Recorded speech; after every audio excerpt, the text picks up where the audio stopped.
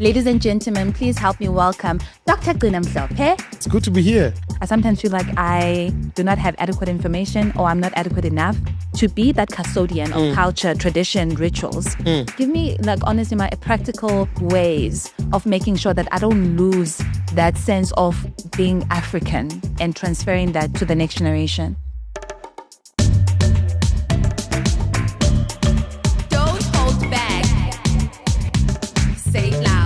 What's up, everybody? My name is Nozibele Kamganamayaba. Welcome to Don't Hold Back. This is where we say it loud. This podcast is in collaboration with DW, Chakaranda FM, and East Coast Radio.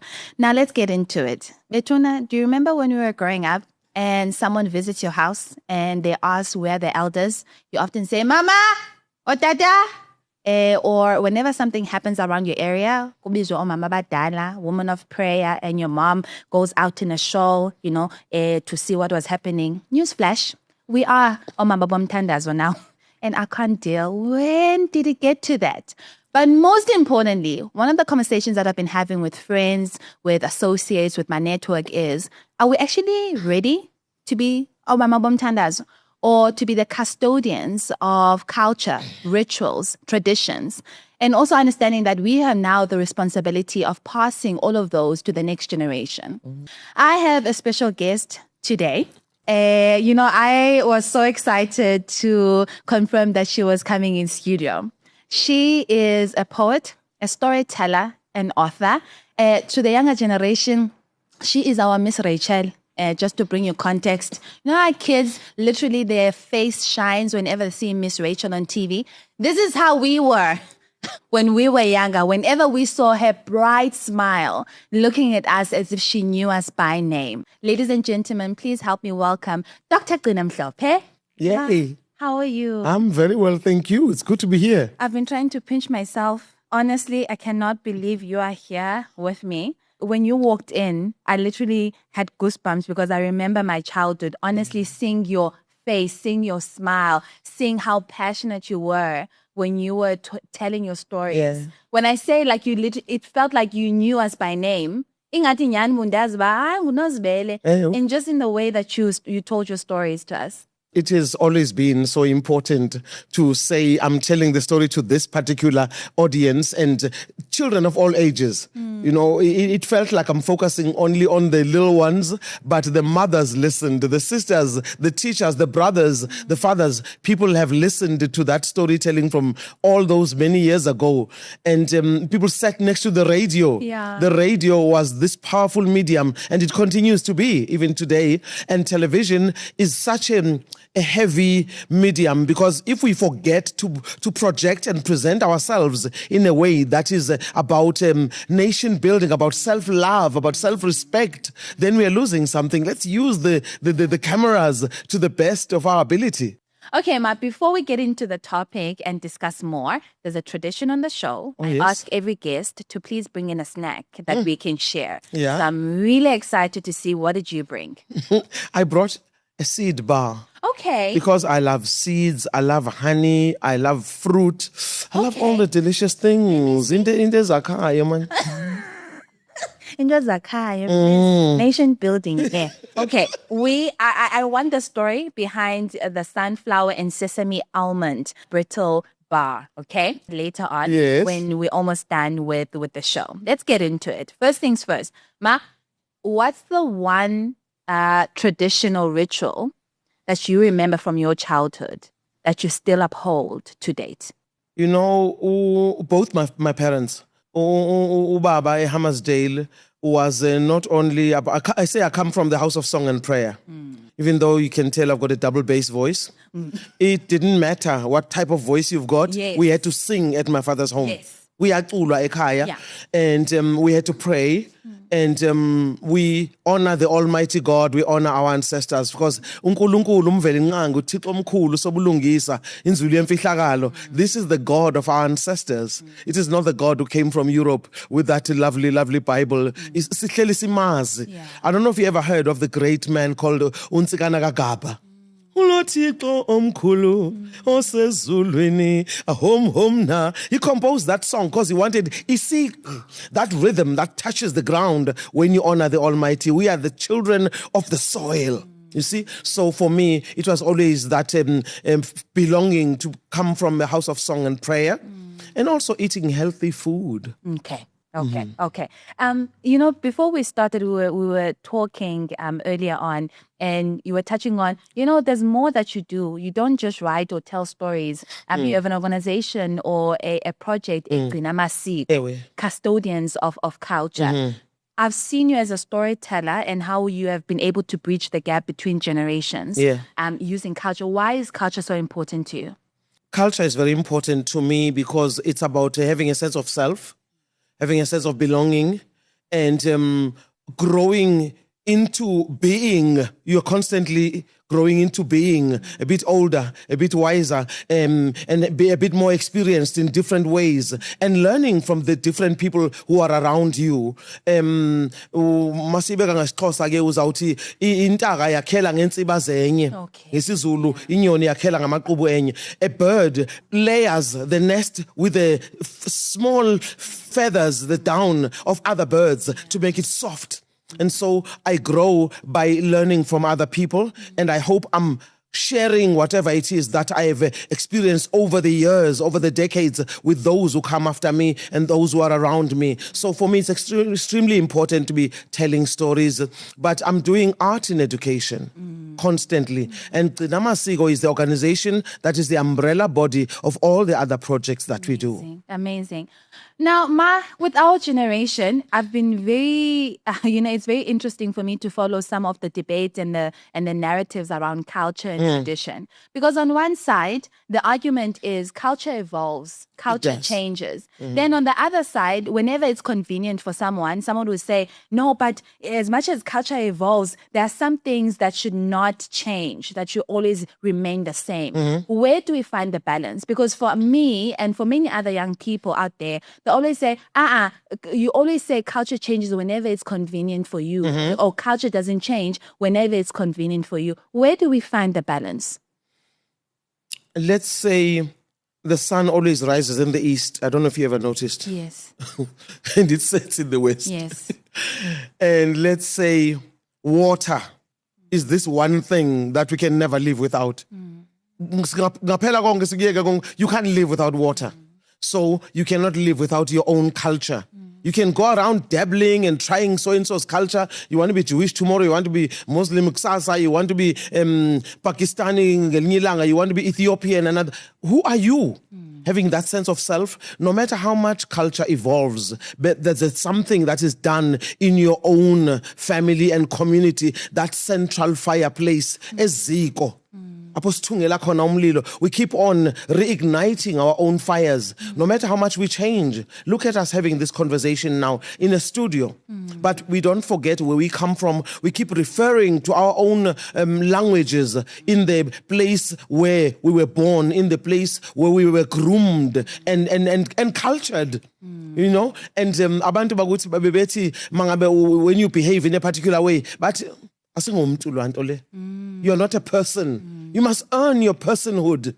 You're a human being because you behave like a human being, because you are caring. And you don't go around listening to people say, we got the concept of Ubuntu. The concept of Ubuntu. Like, give me a break. What is this concept of Ubuntu? And you don't behave like umuntu. You've got no self-respect. You don't respect other people. You're just taking. Give me. What culture is that anyway?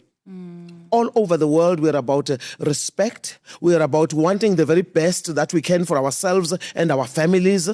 And our children, when we are bringing them up, we want them to be better, to get better, to pass the place where I'm 67. Who wants to stop where Mam Gcina is now? You want to get better. You want to move forward. And I watch young people doing fabulous things, moving with the times. I say, yes, ma'am. Yes. Okay. Those are our children. They are doing things, but they are respectful, they are respectable, and they are hardworking. Nothing beats hard work. Ask the bee will tell you hard work is everything. And people just look at their dreams. They think I'm going to just waltz towards my dream. You don't waltz towards your dream. You sweat towards your dream. And you fall. You dust yourself to stand up again. No champion has ever reached the finish line without challenges. So the same applies to our culture. Our culture will live if we respect it. If we say we can add a little bit of this, we can remove a little bit of this because it doesn't work anymore, but it remains the same. You know what I'm getting from this conversation, Ma, is I think that sometimes the confusion is around culture and tradition. Because what I'm getting here is culture starts within. Culture is what, in other words. Your very being. And then tradition is totally something different. It's what has been done for many years. And the way we've been doing it. Abantu bathi, in our time, we never used to do it like this. That's tradition. It was in our time, not in this current time. So we used to fetch water from the river and balance buckets on the head. We used to collect firewood from the forest, and things are different now. But how do we do these things? In the here and now, okay, you see, and I love that. When I think of the first year I spent in the Eastern Cape, I felt like such a foreigner. And then the mountains, I felt like I was in prison. And then I couldn't speak isiXhosa, and then what? And so I had to find a way to belong. Okay. And how do you belong? The one thing I was good at, mina. Coming from KZN, Eastern Cape, and I can't speak isiXhosa. I don't know how to put cow dung on the floor. I don't know how to do all of the kind of things, or even carry a decent bundle of firewood on my head. I didn't know how to do any of that. I thought, okay, where do I excel? Put me in the classroom, show me the book, I'll show you who's the boss. Yes. So you need to know what you are strong in. And I'm so glad that I decided to do that instead of hating other people who can do things I can't do, or being jealous, of criticizing them and saying, no, that's not how we do it at Hammersdale, in Durban, and what? Who cares how you do things in Durban? This is not Durban. I love that. This is so watch how things are done here and find your niche. Find what is your strong point. And I did learn all of those things they knew how to do. And today, when I talk about what I learned in the Eastern Cape, I learned about that thing called Ukuindla. Yeah. No? I wish there could be an Ukuindla festival in South Africa. Because I love festivals, I love the creative arts, I love all of this. And then Ukuindla is the time of abundance. That time, end of March, beginning of April, towards May, the food is ripe in the fields. I mean, we eat until we have to caress our stomachs. Kumnandi ukuba Africa, because you love Mother Earth, she loves you right back. We had pumpkins, we had beans, we had mealies, we had everything coming from the earth, and we sweated for it. And so to know that healthy food coming from the earth can unite all of us. And our parents showed us by doing, not by telling us. And we need to carry, that is isiko, to show the younger generation by doing, not by saying. I was actually going to go there. I love that you transition into how do we transfer, or how do we make sure that we uphold, culture, tradition, rituals, or whatever the case may be. I touched on it on my introduction. I have a 2-year-old son. Yeah. And even when I found out that I was pregnant, I was like, hey, Kanene, the first person that my son is going to learn from or gets taught, but I'm the first person that's going to be the custodian of what is going to be able to absorb all of that. How do I make sure that I still uphold? Because sometimes I don't want to lie. I'll be very transparent. I sometimes feel like I do not have adequate information, or I'm not adequate enough to be that custodian of culture, tradition, rituals. How? Give me, honestly, my practical ways of making sure that I don't lose that sense of being African and transferring that to the next generation. You learn by doing Aiki manual. Ne? There's no manual of being a good mother or a good father. If there was a manual, I think we would retype it and change it to dignify the whole thing. Yes. Unfortunately, it doesn't exist, so that she doesn't dignify the manual. The good thing, though, is that there are people who have walked this road before you. Yeah. So ask for assistance. Ask for advice. People are so scared of asking for advice. I know you're going to get wrong advice as well, but there are many people who are willing to share with you.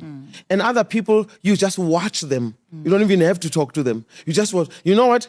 So Sigipetin Lapen, I can learn from the way that person is doing things.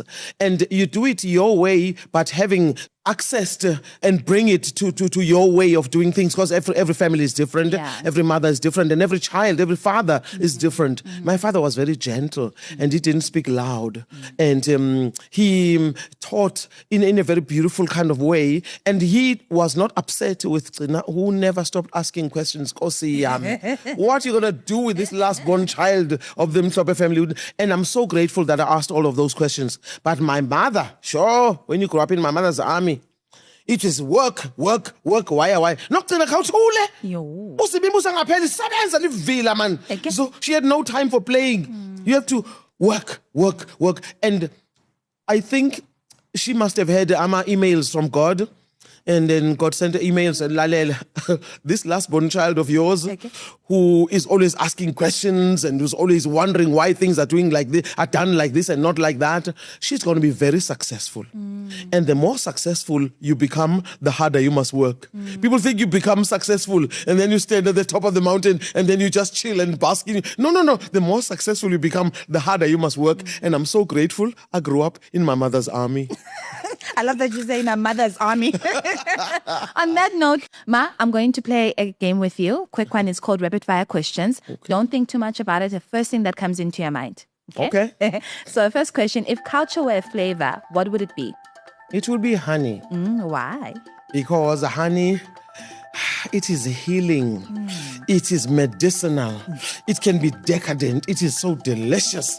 And it's long lasting. You can have honey from 100 years ago and it hasn't gone bad. It hasn't rotted and it has not expired.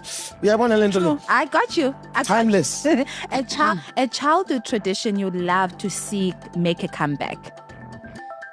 Indigenous games. Oh, did we play Indigenous games? I have a 35th birthday coming up in November, and I've already told my friends, guys, I'm hosting a party for the first time ever. I've never had a party in my life, and we're doing Indigenous games. Thank you. Imishinga, taking old stockings, putting it together. We're doing it. Excuse me. In our organization, we've got a thing called Kids Should. Yes. We do it every year in July. On the 19th of July, we went berserk. You've never seen so many people play. We need that. It's called Kids Should. But we had kids of all ages. It was hilarious. The following day, and the phone, but Mom, I'm so tired. Why did you do this thing yesterday? I'm a kid of all age. Thank you very much. Is there a proverb or a saying you find yourself repeating often? Okay, my father said this over and over and over. Ayiko inkomo yobutongo. You can never earn a cow through sleeping. Okay. And I say it more often. I was irritated when he said it in our childhood. I mean, we got the picture. You said it 60 times already this year. I mean, we get the picture. And now I say it so often because I've never seen a cow earned through sleeping.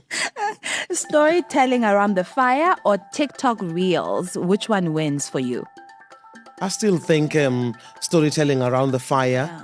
But when you can tell stories in different spaces, stories are the most versatile art forms. You can do it in any place, in a fancy opera house. You can tell stories in a small classroom. You can tell stories under a tree. You can tell stories anywhere, in the kitchen. So stories are very versatile, just like water.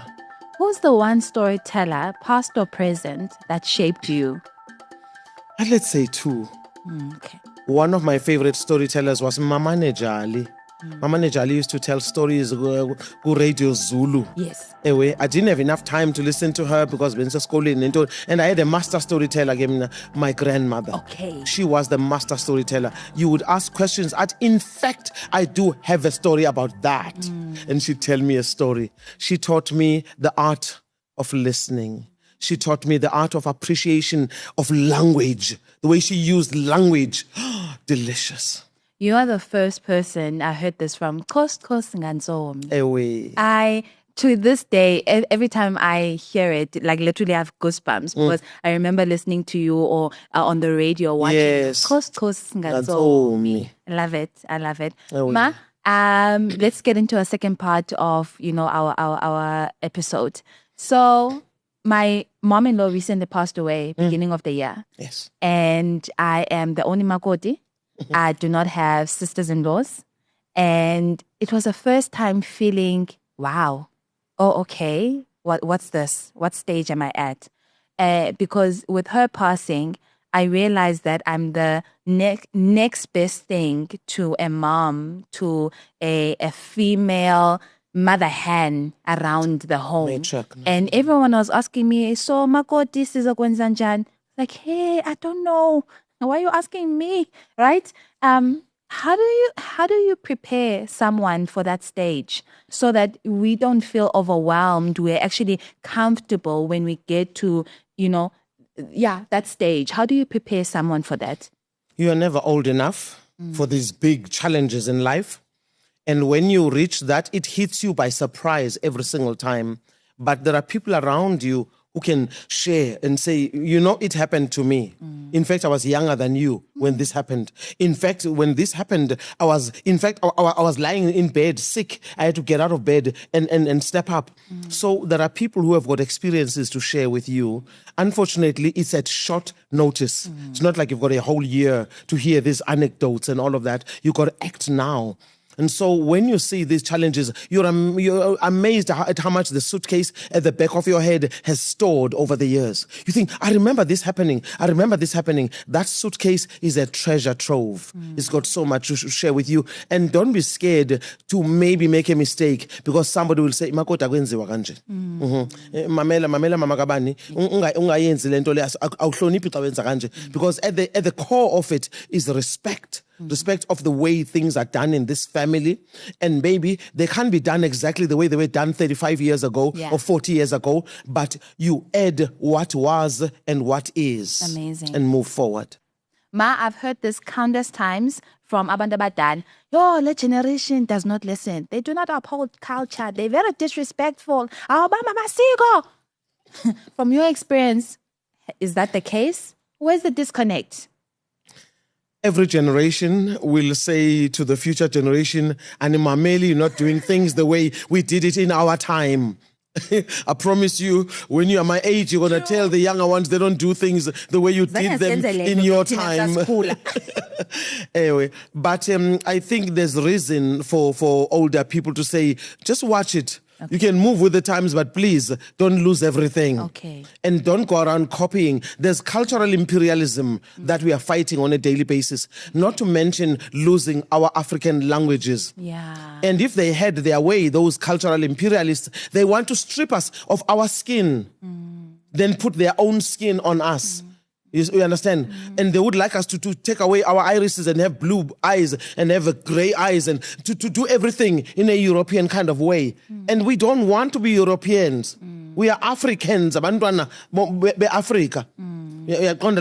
So we need to live that and share with young ones. The name Gcina Masiko, by the way, I was given by elders in deep rural South Africa because I was doing the literacy campaign, Nozincwadi, Mother of Books. And when we get lost Ganongoma, or you get lost at Tinacha, and you are trying to get to a school, or you're looking for Marikana Primary School, oh, you followed your name. Your parents must be proud. I'm thinking my name is Nokugcina, meaning the last girl. And I said, how did I follow? I don't like be last. I want to be first, actually.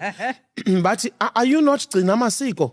Wow. And again, so many elders kept calling me Gcina Masiko. I thought it's a very stylish jacket. It is colorful. It's my size. I can I can wear this. Right. And so I took it on, and that's how our organization got called Gcina Masiko Arts and Heritage Trust. Amazing. Yes. And I believe the next question actually speaks to that, the legacy that you leave behind, looking at some of the work that you have done.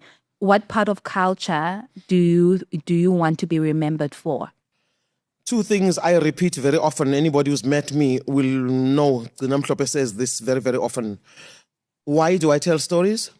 I tell stories in order to wake up stories in other people. Because I know that every living being has got a story to tell.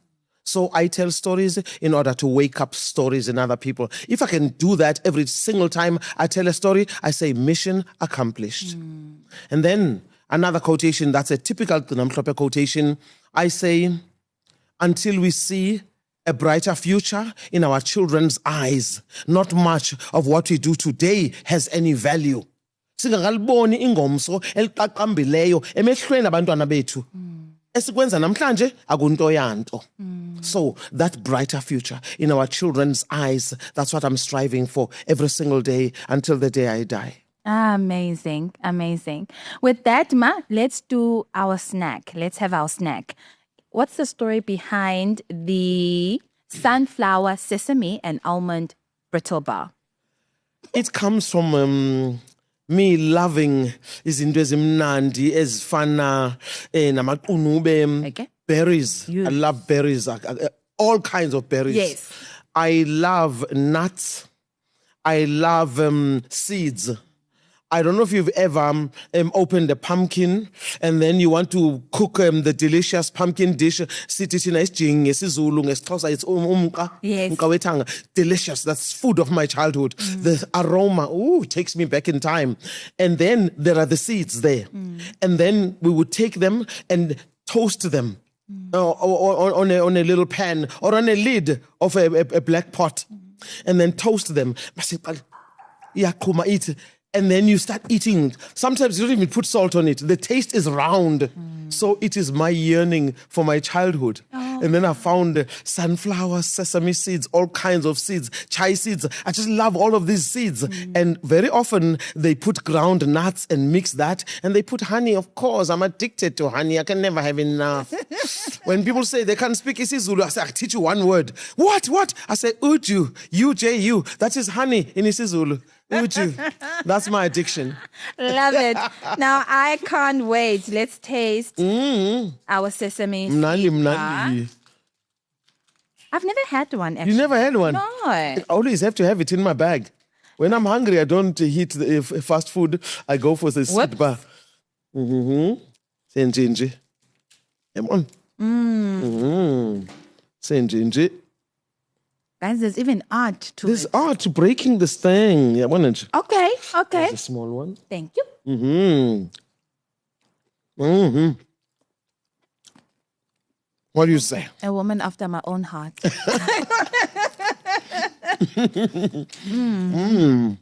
Delicious. I'm going to buy more of those. Yeah, just keep them in your handbag when you're hungry. And they're also very healthy. Healthy and mnandi. Okay. One last question, Ma, before we end off. Oh, yes. A lot of people, you were talking about, telling your story, owning your story. That's why you are a storyteller, to ignite or to spark other people telling their stories. But I'll be very honest that a lot of people do not want to tell their stories, possibly because of shame. What will people say? My story is not worth telling. Look into the camera right there. What do you have to say to that person? There are all kinds of stories. Some of the stories are stories lived. Some of them are stories experienced. Some of the stories are stories from way back where we touch the past and feel the future. But I want to tell you, every story matters. If my story matters, so does your story. So please do not be scared of telling your story and don't shy away from speaking your own mother tongue because that is the carrier. That's what carries your story. You don't tell a story in a language you don't love, in a language that you don't really know, so that you can be articulate and say exactly what you mean. Your voice matters. With that, ladies and gentlemen, what more can I say?